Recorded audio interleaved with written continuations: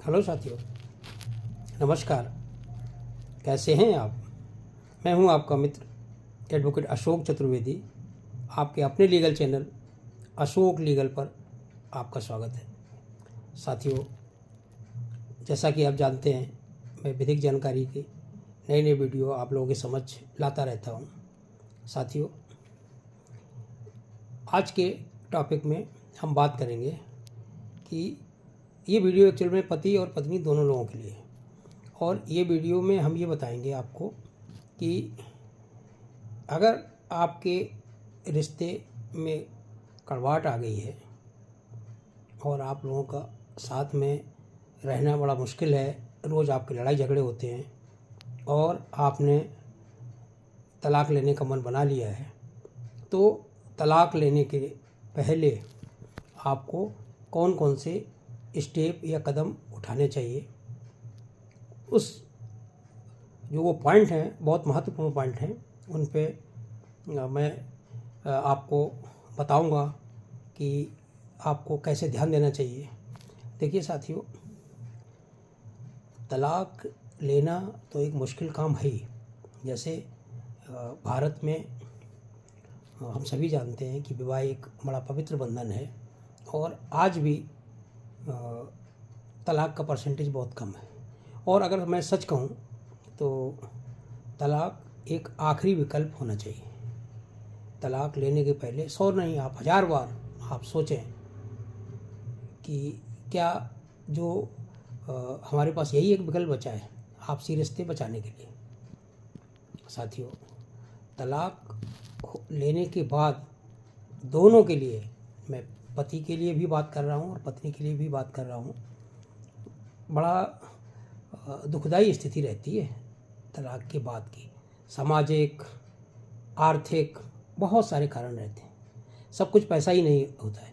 चलिए मान लिया, अगर मैं पत्नी की बात करूं तो आपने डाइवोर्स के टाइम में आपने अगर 13B में लिया है या A में लिया है डाइवोर्स, पहली बात तो आपने अपने ज़िंदगी के इतने अमूल्य समय केस लड़ते लड़ते ख़त्म कर दिए। और अगर आपको 38-40 साल की उम्र होते होते अगर आपको डाइवोर्स मिल भी गया तो आपने अपनी ज़िंदगी के अमूल्य क्षण तो निकाल दिए। फिर क्या उस पैसे का आपके लिए उतना मूल्य रह जाता है, या आपके लिए फिर पुनः से नया जीवन शुरू करना क्या इतना आसान रहेगा? मैं समझता हूँ बिल्कुल नहीं रहेगा। देखिए, एक एडवोकेट होने के नाते मुझे ये सब बातें बिल्कुल नहीं करनी चाहिए, क्योंकि मेरा ये सब्जेक्ट ही नहीं है। लेकिन फिर भी मैं अल्टीमेटली वकील के साथ साथ में हूँ तो एक इंसान। तो उस नाते से मैं आपसे बोल रहा हूँ कि जब आपके बीच में रिश्तों में तलखी होने लगे और रोज़ की नोक झोंक होने लगे, लड़ाई झगड़े होने लगे, तो इन सब चीज़ों में मतलब मैं आपको बता रहा हूँ कि पति पत्नी के अलावा किसी तीसरे पक्ष की एंट्री नहीं होनी चाहिए। तीसरे पक्ष की एंट्री हुई, उसके क्या इंटेंशन रहते हैं, क्या नहीं रहते हैं, वो अपने हिसाब से बात करेगा। जब तक कि वो निष्पक्ष ना हो, तो बेटर ये है कि ऐसे मामलों को आप दोनों लोग शांति के साथ बात करके अपनी अपनी गलती को मानते हुए इनको सुलझा लें। एक तो तरीका ये हो सकता है और डाइवोर्स की नौबत ही नहीं है। दूसरा पॉइंट ये है कि मैं ये तो नहीं कह रहा हूँ कि चाहे पत्नी के माँ बाप हों या पति के माँ बाप हों, दोनों सम्मान ही रहते हैं, उनका सम्मान होना भी चाहिए। लेकिन कहीं ना कहीं उन लोगों की सोच एक पक्षी होती है। एक पक्षी ऐसी कि आपने छोटी छोटी बातें अपने माँ बाप को बताई, चाहे वो पति हो या पत्नी हो, तो आप वो उतना ही समझेंगे या सुनेंगे जितना आप बताओगे, और उसको बताने के बाद वो अपनी धारणा बना देंगे। अगर पत्नी हुई, अरे बेटी तुम्हारा दूसरा घर बसा देंगे, तुम क्यों इतने परेशानी झेल रही हो, तुम्हारे साथ इतना अत्याचार हो रहा है। अब आपके माँ बाप को रियलिटी नहीं मालूम है कि असली लड़ाई की जड़ क्या है। तो उस लड़ाई की जड़ में वो जितना सुनेंगे उस हिसाब से आपको निर्णय देंगे, और आपके दिमाग में एक भर दिया कि हमें तो तलाक ले लेनी चाहिए, जबकि तलाक लेना इतना आसान नहीं रहता है। सेम चीज़ पति के केस में, आपने अपने माँ बाप को बोला कि मेरी पत्नी बोलती है कि आप अलग रहो और माँ बाप को साथ में मत रखो, माँ बाप से संबंध मत रखो, वो तुरंत, कुछ ऐसा नहीं कर रहा हूँ कि सभी रहते हैं, लेकिन मैक्सिमम यही वो तलाक की तो सलाह देंगे कि ऐसी पत्नी से रखने से क्या फ़ायदा, तुम्हारी भी ज़िंदगी नरक हो जाएगी, ये हो जाएगा, वो हो जाएगा, वगैरह वगैरह। उनको मतलब गलत सलाह ही मिलती है। तो यहाँ पर जो है वो थोड़ा सा मतलब हर चीज़ माँ बाप को बताने की ज़रूरत नहीं है। एक डिप्लोमेसी जो है वो भी आपको मेंटेन करके रखनी चाहिए अगर आपको अपनी ज़िंदगी बचानी है, क्योंकि माँ बाप तो आज हैं, कुछ दिन बाद नहीं रहेंगे, लेकिन आप लोगों को अपनी ज़िंदगी काटनी तो अंडरस्टैंडिंग होनी चाहिए। छोटी छोटी चीज़ों को लेके एकदम समाधान उनका निकालना चाहिए और आपको उसमें ये देखना चाहिए कि असली जो झगड़े की जड़ है वो क्या है। झगड़े की जड़ पे जब आप पहुँचेंगे तो दोनों लोग मिल के समाधान निकालेंगे, समाधान ज़रूर निकलेगा।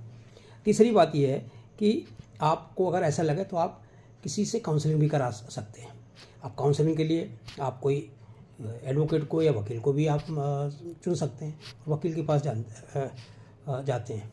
तो अगर वो सही हुआ, मतलब मैं सही इस सेंस में बोल रहा हूँ कि अगर वो सही इंसान हुआ या सही काउंसलर की भूमिका निभाता है तो आपको सही सलाह देगा और आपका मामला सुलझाने की कोशिश करेगा। और अगर वो प्रोफेशनल वे में जाएगा तो आपको बोलेगा नहीं आप तो केस फाइल कर दो और झूठी आप 10 चीज़ें बताएगा, मैं तो 4 महीने के अंदर तलाक करा दूंगा, 6 महीने के अंदर तलाक करा दूंगा, ये करा दूंगा, वो करा दूंगा, आपको इतनी एलिमनी दिलाऊंगा। और पति को वही यही चीज़ बोलेगा, वो कुल मिला के आपको गुमराह कर देगा। तो वहाँ पे एक चीज़ उसने माइंड में आपके भर दी, अगर गलत आपको काउंसलर मिला कि तो तलाक लेना ही आखिरी चारा है, तो ये चीज़ बिल्कुल नहीं होनी चाहिए। अगर हमने देखा कि कभी पति या पत्नी दोनों एडल्टरी में रहते हैं, एडल्टरी मतलब जारता, किसी शादी के बाद जो संबंध रहते हैं किसी के साथ में हैं वो लोग दोनों लोग, तो हम लोग क्या करते हैं कि उनके वीडियो बनाते हैं और मतलब एक तरह से फैब्रिकेटेड वीडियो बनाते हैं कि जैसे उनकी बातचीत हो रही है, आप रिकॉर्ड कर रहे हो बैठ के, तो वो वीडियो में मतलब आप उनसे कुछ कहलवाना चाह रहे हो उसी टाइम आप वीडियो रिकॉर्ड कर रहे हो। इस टाइप की वीडियो बनाने से बचें। कोर्ट में 65B का सर्टिफिकेट लगता है और ये वीडियो कितने कोर्ट में मान्य होते हैं वो मैं बहुत अच्छे से जानता हूँ। हाँ, अगर सच में ऐसा कोई मामला है तो आप होटल के बिल जैसे वो जो जहाँ पे वो लोग ठहरे हैं वो लगा सकते हैं, या अगर फोटोग्राफ वगैरह भी कहीं अगर आप प्राप्त कर सकते हैं तो जैसे CCTV वगैरह लगा या कुछ भी है तो वो इस टाइप से आते हैं। लेकिन आप जानबूझ के उसको मतलब एडल्ट्री प्रूव करने के लिए इस टाइप से कृत्य से बचें, ये कृत्य ठीक नहीं है।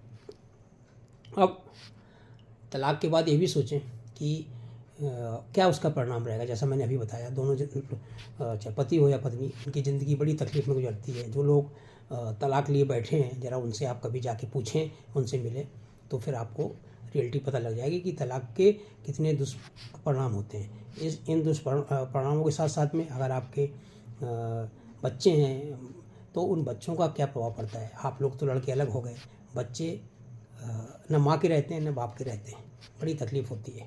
आपको भी एक उनसे सेंटिमेंटल रूप से आप जुड़े रहते हैं, तो बच्चों का भविष्य बर्बाद हो जाता है। सब अपने अपने ईगो में दोनों लोग रहते हैं और उसमें बच्चे बेचारे सफ़र करते हैं। इन सब चीज़ों को पॉइंट में सब पॉइंट जितने हैं वो दिमाग में रखें। और मैं तो आपको यही बोलूँगा कि अगर आपकी गृहस्थी बचती है बिना किसी तनाव के, मतलब मेरे कहने का यही है कि आप जो तलाक है वो आपका आखिरी रिसोर्ट होना चाहिए, आखिरी औजार होना चाहिए।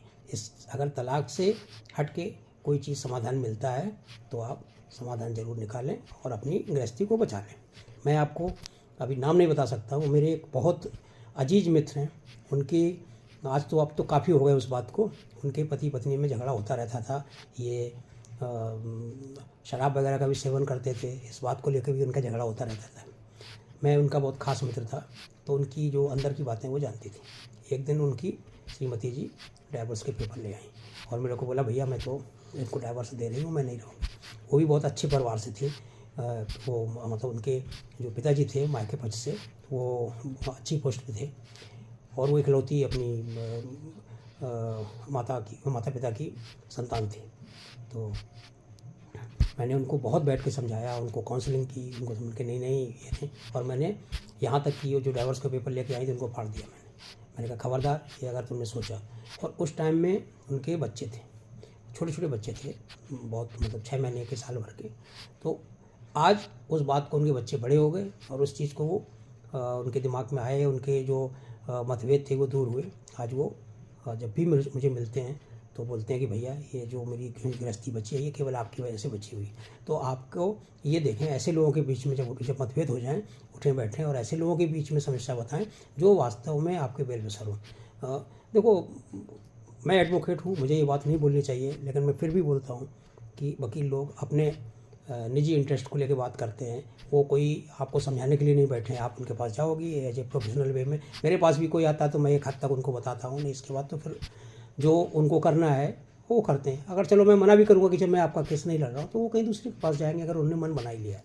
तो मेरा काम उनको शुरुआत में समझाना है, नहीं समझाना है तो फिर भाई आप देखो। लेकिन मैं फिर अंत में यही कहूँगा कि अगर इन सब चीज़ों से कुछ नहीं मिलने वाला आपको, आप अगर खुद थोड़ा समझदार रहें तो आप अपनी गृहस्थी बचा